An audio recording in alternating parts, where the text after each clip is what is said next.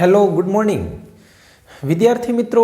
આપણે એક નવા જ ટોપિક, નવા જ કોર્સનું આયોજન કરીએ છીએ.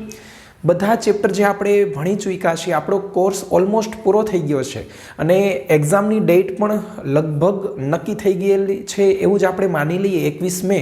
હવે બોર્ડની એક્ઝામ માટે તો આપણે ભણી ચૂક્યા, પણ વિદ્યાર્થી મિત્રો આપણને ખબર હોવી જોઈએ કે બોર્ડની એક્ઝામમાં પણ 50 માર્ક્સના MCQ છે, એટલે કે 50% તમારે MCQમાં કવર કરવાના છે, જ્યારે બાકીના 50% તમારે થિયરીમાં કવર કરવાના છે. હવે થિયરીમાં તો તમને ખબર છે કે ભાઈ સિલેક્ટેડ થિયરી હોય, આપણે IMP આપીએ તો એ થિયરી તમે ગોખી પણ નાખી શકો, એટલે કે ગોખાઈ જાય. અલ્ટિમેટલી તો ગોખવાની જ હોય થિયરી, એટલે સિલેક્ટેડ થિયરી જ બોર્ડવાળા પૂછવાના છે. અને આમ જુઓ તો પેપર સ્ટાઇલ પણ એટલી જ સહેલી બનાવી નાખી છે, એટલે તમને મુશ્કેલી ન પડે એના માટે હવેથી આપણે MCQ માટેનો પોર્શન કવર કરતાં રિવિઝન રાઉન્ડ ચાલુ કરશું. તો આજના લેક્ચરમાં આપણે શરૂઆત કરશું ચેપ્ટર નંબર વિદ્યુત ચુંબકીય પ્રેરણ, જે આપણા કોર્સમાં ચેપ્ટર નંબર 6 છે, વિદ્યુત ચુંબકીય પ્રેરણ. જે ફેરાડેના નિયમો છે એના રિલેટેડ MCQ અગાઉના પાછલા વર્ષોમાં પૂછાઈ ગયેલા ગુજકેટ, JEE કે NEET જેવી બધી એક્ઝામમાં પૂછાઈ ગયેલા MCQ માટેનું આપણે મટીરિયલ મોકલશું, તમને PDF સ્વરૂપે મોકલશું અને અહીંયા હું રકમ વાંચીશ અને એના MCQ તમને સોલ્વ કરાવીશ. તો સૌથી પહેલાં આ ચેપ્ટરમાં જે અમુક કન્સેપ્ટ ક્લિયર કરવા પડે એવા ટોપિક છે કે જે MCQ આપણને તો જ સોલ્વ કરી શકીએ કે જો આટલા મુદ્દા આપણને આવડતા હોય. તો એના માટે આપણે ફ્લેશબેક કરશું, રિવાઇઝ કરશું કે વિદ્યુત ચુંબકીય પ્રેરણનું રિવિઝન આપણે સ્ટાર્ટ કરીએ. તો વિદ્યુત ચુંબકીય પ્રેરણ જે છે એની સૌ પ્રથમ અગત્યતા ફેરાડે નામના વૈજ્ઞાનિકે વ્યાખ્યા એની આપી કે ભાઈ વિદ્યુત ચુંબકીય પ્રેરણ એટલે શું, તો એની વ્યાખ્યા ફેરાડે આપી. ફેરાડે જુદા જુદા 3 પ્રયોગ કર્યા અને છેલ્લે એવું આપણે મેળવ્યું કે ફેરાડે એમ કીધું કે જો ચુંબકીય ક્ષેત્ર બદલવામાં આવે, એટલે કે બદલાતા જતા ચુંબકીય ક્ષેત્ર, બદલાતા જતા ચુંબકીય ક્ષેત્રને લીધે જો વાહકમાં વિદ્યુત પ્રવાહ,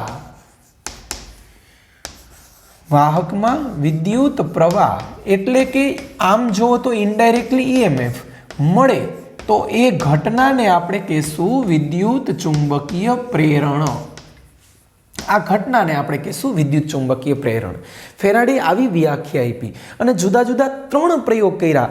આ ત્રણેય પ્રયોગ આપણે થિયરી માટે જે કોર્સમાંથી આવર્સ માટે તો નીકળી ગયું છે, પણ આ ત્રણેય પ્રયોગના અંતે એને છેલ્લે એવું સાબિત કર્યું કે આ સમગ્ર ઘટના દરમિયાન વાહક સાથે કોઈ રિંગ હોય, કોઈ ગૂંચળું હોય, તો એમાં કોઈ પણ પ્રકારે એની સાથે સંકળાયેલા ફ્લક્સમાં ફેરફાર કરવો પડે. તો ફ્લક્સ એટલે શું એની ચર્ચા કરીએ. તો ચુંબકીય ફ્લક્સ અને વિદ્યુત ફ્લક્સ બે આવે છે, એમાં આપણે અત્યારે આ ચેપ્ટર માટે ચુંબકીય ફ્લક્સ આવે છે. તો ફ્લક્સની સાદી વ્યાખ્યા આપણે આપીએ તો એવું કહી શકાય કે ફ્લક્સ એટલે ક્ષેત્ર રેખાની સંખ્યા. આગળ શબ્દ વાંચી લેવાનો કે ચુંબકીય છે તો ચુંબકીય ક્ષેત્ર રેખાની સંખ્યા, વિદ્યુત હોય તો વિદ્યુત ક્ષેત્ર રેખાની સંખ્યા. હવે સંખ્યા છે એટલે તમને ઓબ્વિયસ છે કે સંખ્યા છે એટલે અદિશ રાશિ જ હશે, એટલે અદિશ રાશિ છે. અને ચુંબકીય ફ્લક્સ જે છે ફાઈ બરાબર એનું સૂત્ર બને છે કે BA cos θ, ડોટ ગુણાકાર કાઢીને આપણે લખી નાખીએ સૂત્ર. તો ચુંબકીય ફ્લક્સ 3 બાબત ઉપર આધાર રાખે છે કે B, A અને θ. આ 3 પેરામીટરથી ચુંબકીય ફ્લક્સમાં ફેરફાર થઈ શકે. જો B બદલાવો તો ફ્લક્સ બદલાય, A બદલાય. જો જુદા જુદા એરિયા વિચારીએ કે કોઈ એક લૂપ પસંદ કરવામાં આવે, એક નાની લૂપ પસંદ હું કરું અને પછી હું મોટી લૂપ પસંદ કરું, તો આ લૂપના આડછેદનું ક્ષેત્રફળ વધારે છે એટલે આમાંથી ઝાઝી ક્ષેત્રરેખા પસાર થશે, જ્યારે આમાંથી ઓછી પસાર થશે. તો B બદલાવો, A બદલાવો અને θ. θ એટલે શું, તો કે આગળ જોવાનું કે વિધેયની આગળ જે બે ભૌતિક રાશિ હોય એ બે વચ્ચેનો ખૂણો એટલે θ. તો B અને A વચ્ચેનો ખૂણો બદલાશે તો પણ ફ્લક્સ બદલાશે. હવે ફોર એક્ઝામ્પલ હું એમ કહું કે θ 90 લઈ લઉં તો θ 90 ફ્લક્સ 0 થઈ જાય. θ 0 લઉં તો cos 0 એટલે 1 થઈ જાય. તો ફ્લક્સનું મૂલ્ય ધન મળી શકે, phi = BA જો θ 0 હોય તો. જો phi બરાબર थीटा बराबर 90 होय तो फ्लक्स 0 मळे अने थीटा 180 होय तो फ्लक्स ऋण मळे એટલે થીટા ઉપર ડિપેન્ડ કરે છે તો કુલ 3 રીતે ફ્લક્સ બદલાઈ શકે પણ ફેરાડે એવું કીધું કે તમે કોઈ પણ આ ત્રણમાંથી ત્રણે રીત આપણા કોર્સમાં આવે છે કે બી બદલાવો એ બદલાવો અને થીટા બદલાવો આ ત્રણમાંથી કોઈ પણ રીતે તમે ફ્લક્સ બદલાવો એટલે જેનું ફ્લક્સ બદલાય તેમાં ઈએમએફ ઉત્પન્ન થશે એટલે ફ્લક્સનો ફેરફાર એને આપણે કહીશું ઈએમએફ અને આ ઈએમએફ ने आपणे हवेथी कहीशुं प्रेरित ईएमएफ तो प्रेरित ईएमएफ नी व्याख्या फेराडे आपी एने एवुं सूचन कर्युं के ज्यारे कोई वाहक साथे संकळायेला फ्लक्समां समयनी साथे फेरफार थाय त्यारे ईएमएफ उत्पन्न थाय पण आ ईएमएफ जे छे एनी दिशा आना फ्लक्सना फेरफारनो विरोध करे आ विरोध करे ए लेन्सना नियमनी वात आवी एटले माइनस निशानी लेन्सना नियमनी हाजरी आपे छे तो लेन्सना नियमनी हाजरी आपे छे एटले के फ्लक्सना फेरफारनो विरोध करती दिशामां लेन्से ईएमएफ नी दिशा आपी खास याद राखजो लेन्से ईएमएफ नी दिशा आपी एने एवुं कीधुं के भाई धारो के कोई आ गूंचड़ुं छे अने आ गूंचड़ानी सामे आ गजीयो चुंबक राखवामां आवे અને આ એન ધ્રુવ હોય જો ચુંબકને નજીક લાવવામાં આવે તો આ ગૂંચળામાં પ્રવાહ એવી જ દિશામાં પ્રેરિત થશે કે જેથી કરીને આની ગતિનો અવરોધ થાય ગતિ આમ થાય છે તો એનો અવરોધક બળ સામે લાગે એટલે વિરોધ થાય તેવી દિશામાં પ્રવાહ પ્રેરિત થાય હવે વિરોધ તો થાય જો સજાતીય ધ્રુવ હોય તો આ એન છે તો આમાં એન જ બનવો જોઈએ આમાં એન બનવા માટે પ્રવાહ एंटी क्लॉकवाइज बहुत सहेलू है एंटी क्लॉकवाइज तो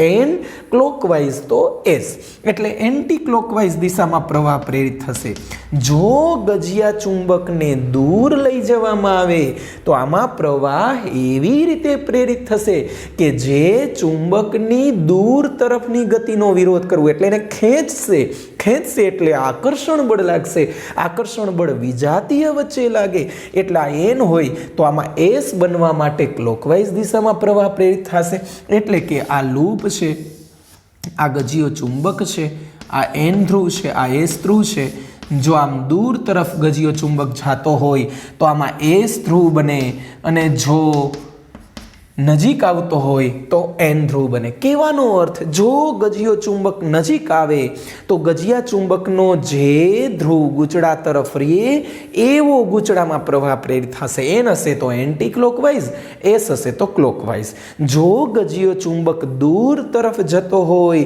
तो आकर्षण बळ नजीक आवतो होय तो अपाकर्षण बळ आटली वस्तु मगजमां फिट करवानी छे तमारे तो आ लेन्सनो नियम आ प्रेरित ईएमएफ नी व्याख्या आ फेराडेनो नियम अहींया चुंबकीय फ्लक्स आ 3-4 वस्तु मैं पूरी करी पारिमाणिक सूत्र खाली सूत्र एवा बहु सेला मुद्दा जे हशे तो आपणे लखावेलुं ज हशे एटले एनी चर्चा अहींया करशुं नहीं एटले त्यार पछी आपणे आवे छे जे आत्मप्रेरण अने अन्योन्य प्रेरणनी वात आवे छे तो एनी चर्चा करीए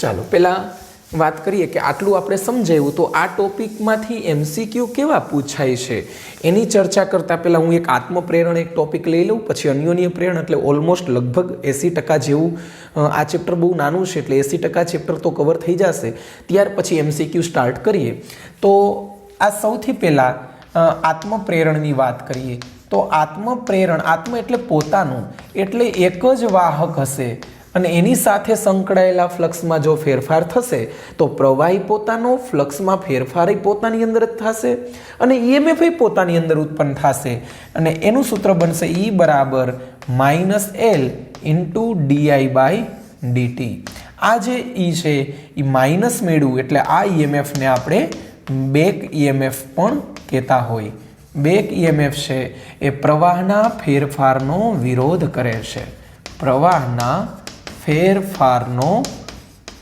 विरोध करशे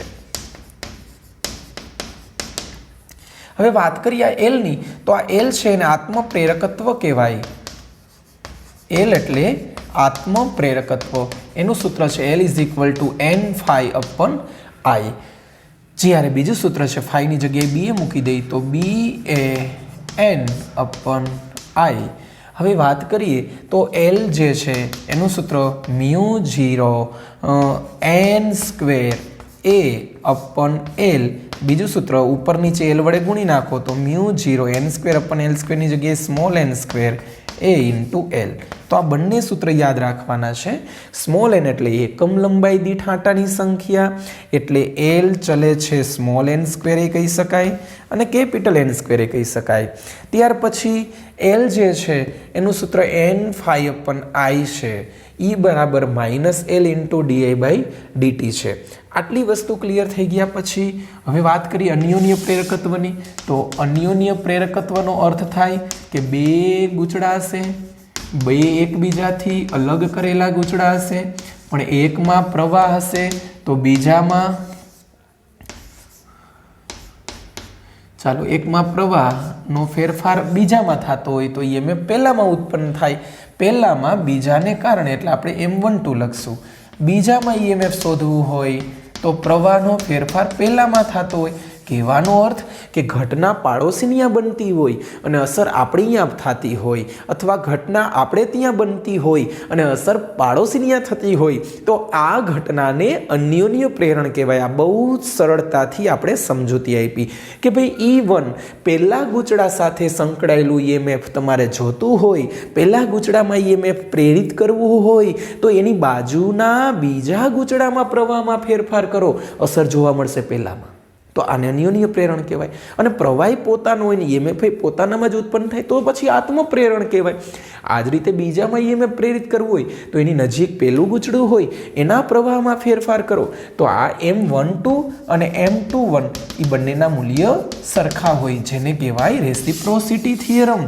આ યાદ રાખજો, રેસિપ્રોસિટી થિયરમ. 1 ને કારણે 2 પર અને 2 ને કારણે 1 પર બંનેના મૂલ્ય સરખા હોય. અને આ એમ જે છે એનું સૂત્ર પણ આ જ છે, એન ફાઈ અપન આઈ. પણ હું અહીંયા એમ કહેતો હોય કે 1 2 તો તમારે સમજવાનું કે પ્રવાહ બીજામાં લેવાનું, ફ્લક્સ પહેલાંનું લેવાનું. અને જો એમ કહેતો હોય કે M21 તો N2 ફાઈ 2 અપન I1. તો આ ખાસ યાદ રાખજો મિત્રો. ત્યાર પછી હવે આના જેવું સૂત્ર બનાવવું હોય તો જ્યાં એલ છે અહીંયા અમારે એમ કરવો હોય તો mu 0 N1 N2 A into L, અથવા આ સૂત્રને મારે આ રીતે લખવું હોય તો M is equal to mu 0 N1 N2 A upon L. તો આ બધા સૂત્ર મેં જે બોર્ડ ઉપર લખ્યા છે એ તમારે યાદ રાખવા પડશે. ક્યાંક નોટબુકમાં લખી નાખજો જેથી કરીને MCQમાં તમને કામ લાગે.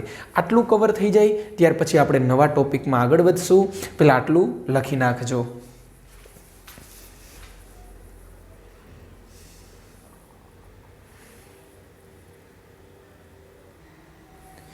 ત્યાર પછી આપણે ગતિકીય ઈએમએફની ચર્ચા કરીએ કે ભાઈ ગતિકીય ઈએમએફ જે ટોપિક છે એમાંથી પણ MCQ અગત્યના પૂછાય છે. તો ગતિકીય ઈએમએફ એટલે શું? તો આમ જુઓ તો ટોપિક પરથી જ આપણને ખ્યાલ આવી જાય કે જ્યારે કોઈ વાહકને કોઈ ચુંબકીય ક્ષેત્રમાં ગતિ કરાવવામાં આવે, ગતિ કરીને ઈએમએફ પ્રેરિત કરવામાં આવે તો એવા પ્રેરિત ઈએમએફને આપણે ગતિકીય ઈએમએફ કહેશું. ફરીથી બોલું છું, જ્યારે કોઈ વાહકને ગતિ કરાવવામાં આવે, ચુંબકીય ક્ષેત્ર અચળ રાખશું, ગતિકીય ઈએમએફમાં ખાસ યાદ રાખજો બીનું મૂલ્ય અચળ રાખશું, પણ વાહકને ગતિ કરાવીને એની સાથે સંકળાયેલા ક્ષેત્રફળમાં બદલાવ કરશો એટલે એમાં ચેન્જ થશે, એ બદલાશે. અને જો EMF E is equal to, તો સૂત્ર છે ભાઈ minus D phi by DT, minus D by DT, ફાઈની જગ્યાએ બી ઇન્ટુ એ, માઇનસના minus D by DT, B એની જગ્યાએ એલ ઇન્ટુ એક્સ, લંબાઈ ગુણ્યા પહોળાઈ. કોઈ એક પરિમાણ બદલશે, વાહક સળીઓ છે એની લંબાઈ નહીં બદલાય તો એની સાથે સંકળાયેલો જે એક પહોળાઈ પરિમાણ છે બદલાશે અને સૂત્ર બનશે માઇનસ બી એલ વી. હવે આ સૂત્ર છે એ વાપરતા હોય જનરલી આપણે, પણ MCQ માટે ખાસ યાદ આમ રાખજો કે E બરાબર બી ચુંબકીય ક્ષેત્ર કેવી રાશિ છે, લંબાઈ કેવી રાશિ છે અને વેગ કેવી રાશિ છે એની ચર્ચા કરીએ.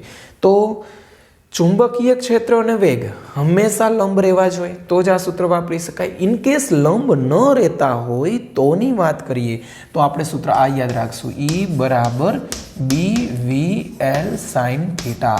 આ ગતિકી EMFનું અગત્યનું સૂત્ર. તો કોઈ પણ થીટા માટે આ સૂત્ર સાચું પડશે. એટલે સૂત્ર આપણે આજ યાદ રાખશું, ગતિકી EMFનું E બરાબર BVL sin થીટા. ત્યાર પછી આગળ વધીએ કે ભાઈ ગતિ કરાવતા હોય વાહકને તો પછી ગતિ કેમ કરાવવા માટે બળ કેમ આપવું પડે? કારણ તો કે વાહકની ગતિની વિરુદ્ધ દિશામાં એક બળ લાગે અને એ બળને આપણે કહેતા હોય લેન્સ બળ, અથવા આ લેન્સ બળ છે એ સળિયા ઉપર લાગે છે અને એનું સૂત્ર છે ILB sin થીટા.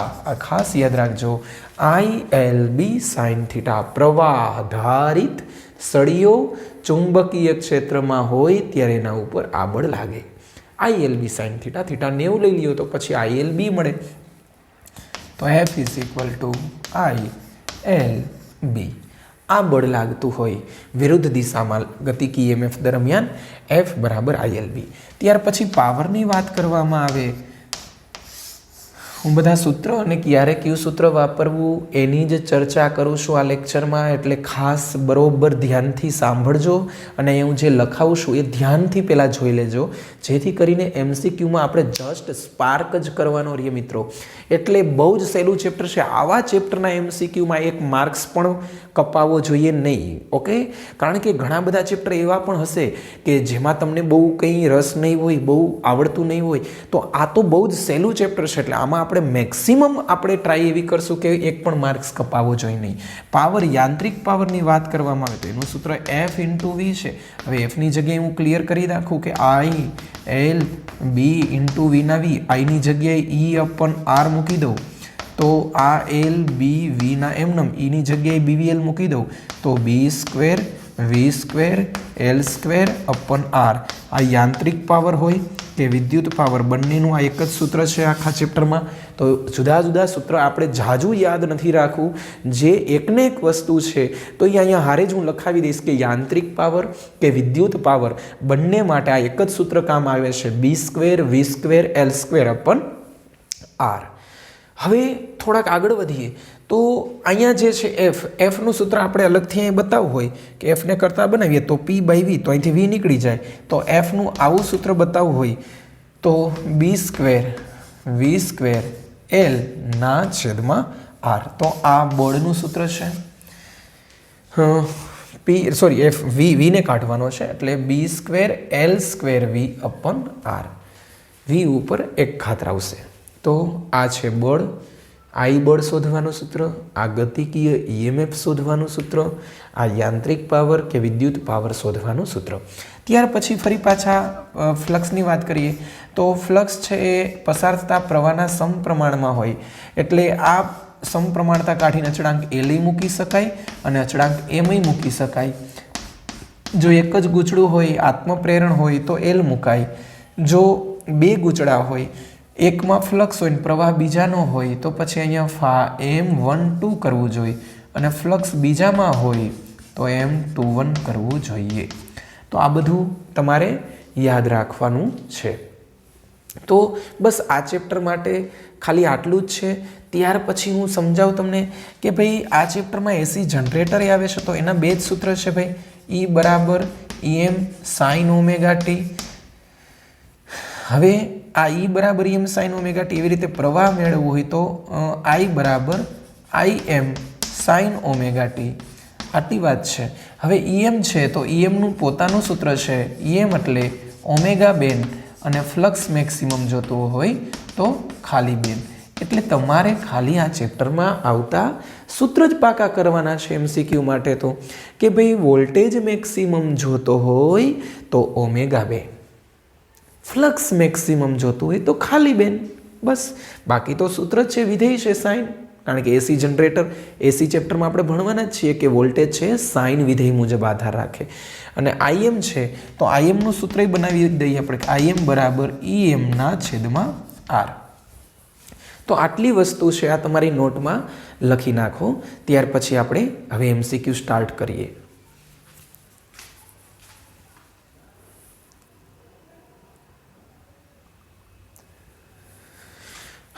વિદ્યાર્થી મિત્રો, આપણે આજે ચેપ્ટરનું અત્યારે મેં તમને રિવિઝન કરાવ્યું. ચેપ્ટર નંબર 6 વિદ્યુત ચુંબકીય પ્રેરણ.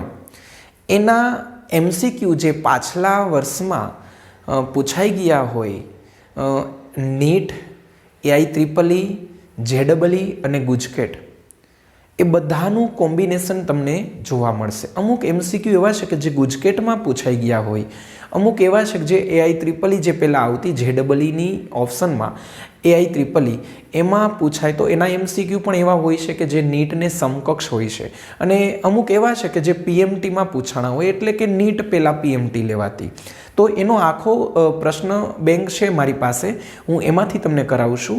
શક્ય હશે તો હું તમને આની PDF પણ મોકલીશ, જેથી કરીને તમે પ્રશ્નો જોઈ શકો કે આજના લેક્ચરમાં આટલા પ્રશ્નો થયા. તો શરૂઆત કરીએ.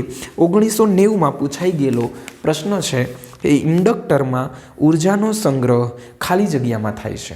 હવે ઇન્ડક્ટરમાં ઉર્જાનો સંગ્રહ પૂછ્યું, તો ઇન્ડક્ટરમાં ચુંબકીય ઉર્જાનો સંગ્રહ થાય, અને એ ચુંબકીય ઉર્જાનું સૂત્ર આપણને ખબર છે કે 1/2LI², એટલે કે ઉર્જા છે એ પ્રવાહના વર્ગના સમપ્રમાણમાં. પણ એના સ્થાને તમને કેપેસિટર કીધું હોત તો એ પણ લખી નાખીએ કે કેપેસિટરમાં વિદ્યુત ઉર્જાનો સંગ્રહ થાય, અને એનું સૂત્ર 1/2CV², એટલે કે ઉર્જા વોલ્ટેજના વર્ગના સમપ્રમાણમાં છે. તો જવાબ આવે ચુંબકીય ક્ષેત્ર, એટલે કે ઇન્ડક્ટરમાં ચુંબકીય ઉર્જા ચુંબકીય ક્ષેત્ર સ્વરૂપે સંગ્રહ પામે છે. બહુ જ સહેલો પ્રશ્ન હતો. ત્યાર પછી બીજો પ્રશ્ન, 40 મિલી હેનરીનું આત્મપ્રેરકત્વ ધરાવતા, બીજો પ્રશ્ન, આ પહેલો પ્રશ્ન આત્મપ્રેરકત્વ L આપ્યું છે, 40 મિલી હેનરીનું આત્મપ્રેરકત્વ ધરાવતા ઇન્ડક્ટરમાંથી વહેતો પ્રવાહ 1 એમ્પિયર. ચાલો, 1 એમ્પિયર પ્રવાહ આપ્યો છે. 1 એમ્પિયરથી નિયમિત રીતે વધીને 4 મિલીસેકન્ડમાં, એટલે ડેલ્ટા ટી, 4 મિલીસેકન્ડમાં પ્રવાહ બદલીને આટલો થઈ જાય છે, એટલે I1 આને કહી દઈશું I2, થઈ જાય છે કેટલો? વધીને 11 એમ્પિયર થઈ જાય છે, એટલે લખ્યું આપણે 11 એમ્પિયર. તો શોધવાનું કીધું છે કે તો તેમાં ખાલી જગ્યા વોલ્ટ જેટલું પ્રેરિત EMF ઉદ્ભવશે. તો ઈનું સીધું સૂત્ર આપણે મૂકીએ -L into delta I by delta T. -L, એલના સ્થાને 40 મિલી, ડેલ્ટા I એટલે I2 -I1, 11 - 1 એટલે 10 ના છેદમાં ડેલ્ટા ટી એટલે 4 મિલીસેકન્ડ. મિલી કેન્સલ, 4 10 ને 100 એટલે -100 વોલ્ટ જવાબ આવી શકે. બહુ જ સહેલો પ્રશ્ન હતો. તો 100 વોલ્ટ મૂલ્યમાં પૂછે તો પછી માઇનસ લખવું જરૂરી નથી, કારણ કે મૂલ્ય આવે એટલે અહીંયા માનાંક થઈ જાય, એટલે અહીંયા પ્લસ થઈ જાય. મૂલ્ય 100 વોલ્ટ મળ્યું. ત્રીજો MCQ, 50 આંટાઓ એટલે N.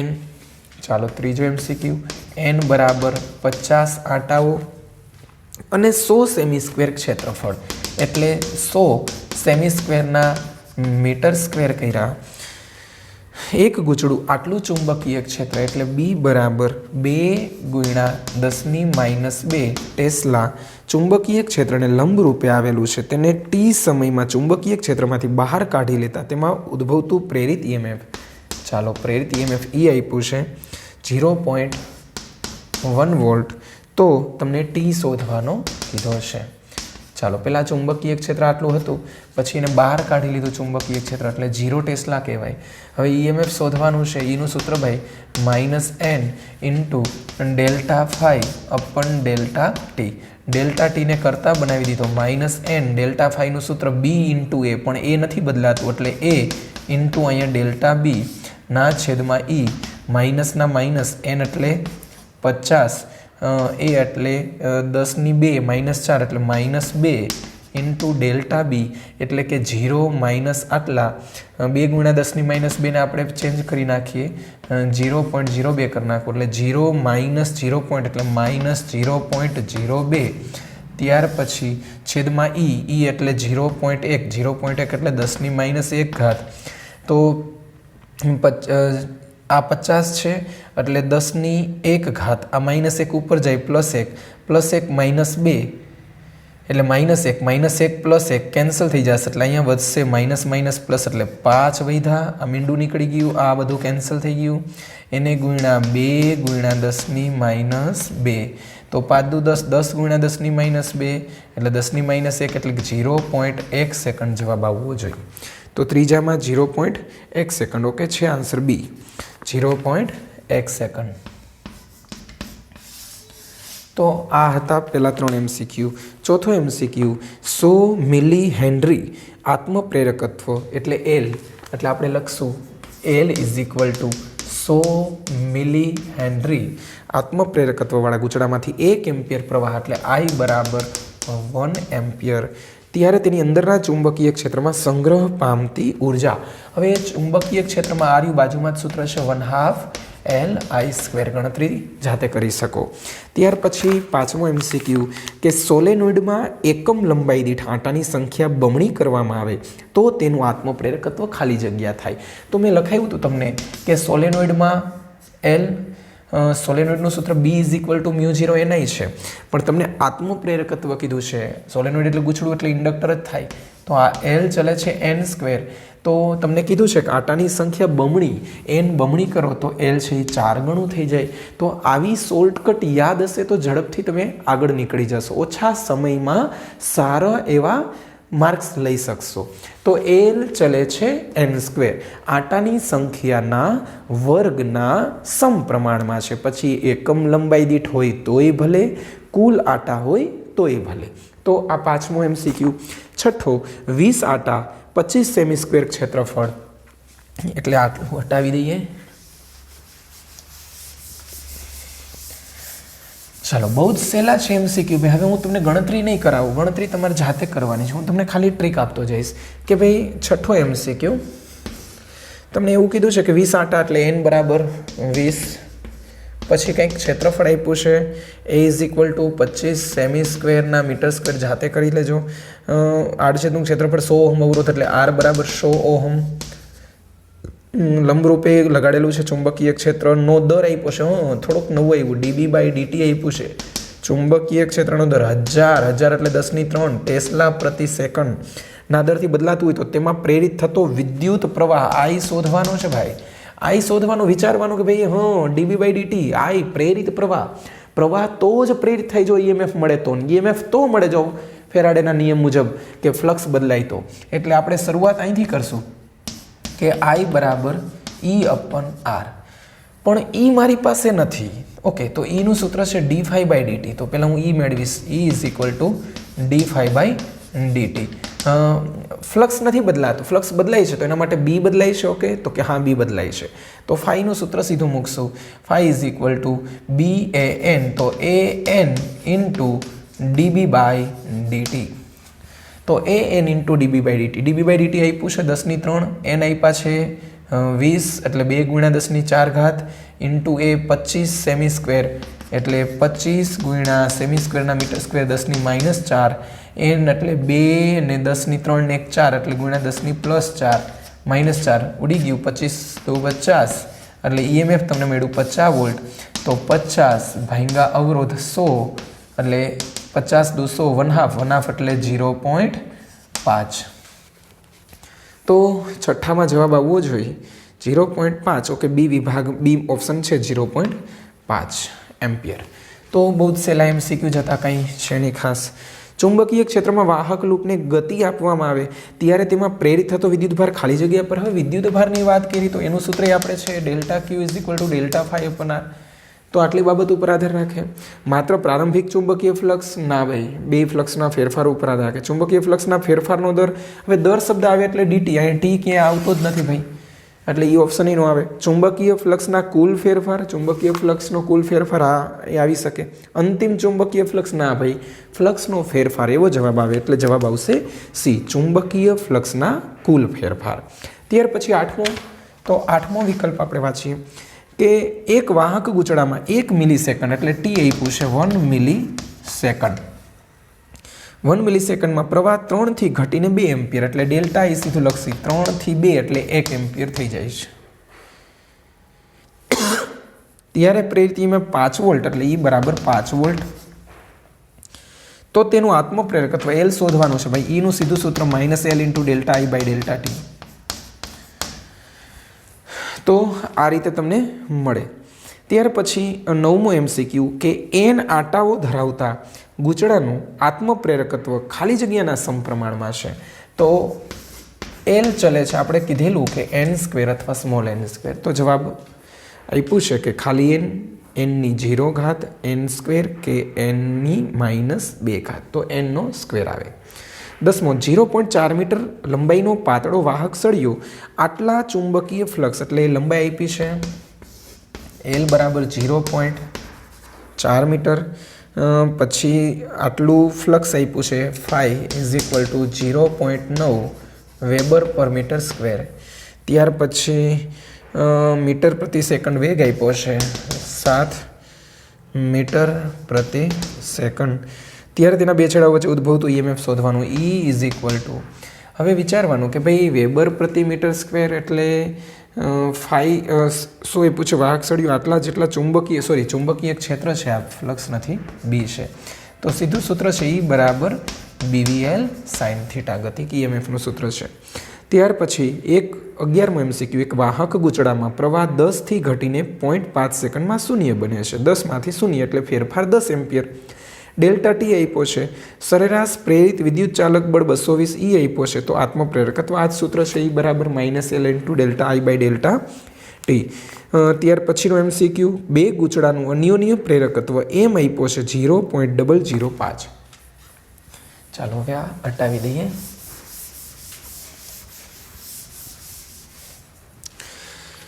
થોડુંક ઝડપી હશે પણ તમે થોડું ધ્યાન આપજો. શક્ય હોય તો તમે પછી નિરાતે વિડીયો પોઝ કરીને જોજો, પણ બહુ સહેલું છે એટલે કંઈ ટાઈમ નથી બગાડતો. M = 0.005. I આપ્યું છે I I0 sin ωt.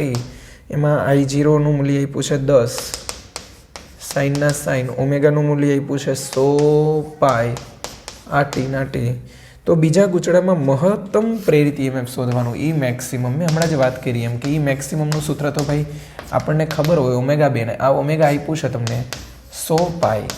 બી તમારી પાસે નથી, આઈ થિંક એને કંઈ આપ્યો છે ડેટા તો ના, એને એમ આપ્યું છે અન્યોન્ય પ્રેરકત્વ. અને પછી બીજા ગૂંચળામાં મહત્તમ પ્રેરિત EMF શોધવાનું છે.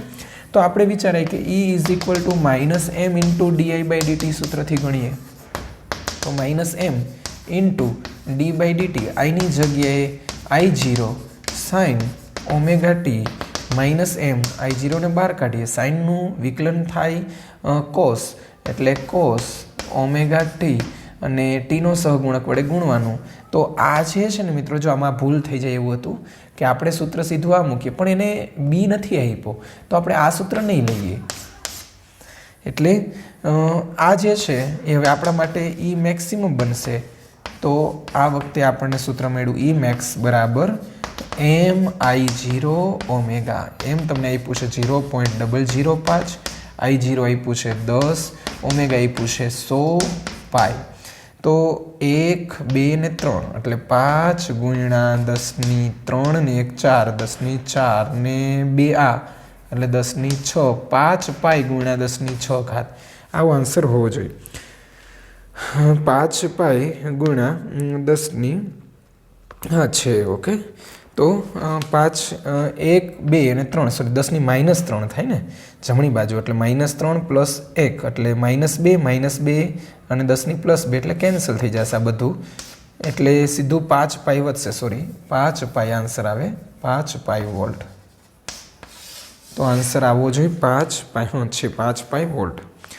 ત્યાર પછી 13મો MCQ 2 મિલી હેનરી એટલે L આપેલું છે.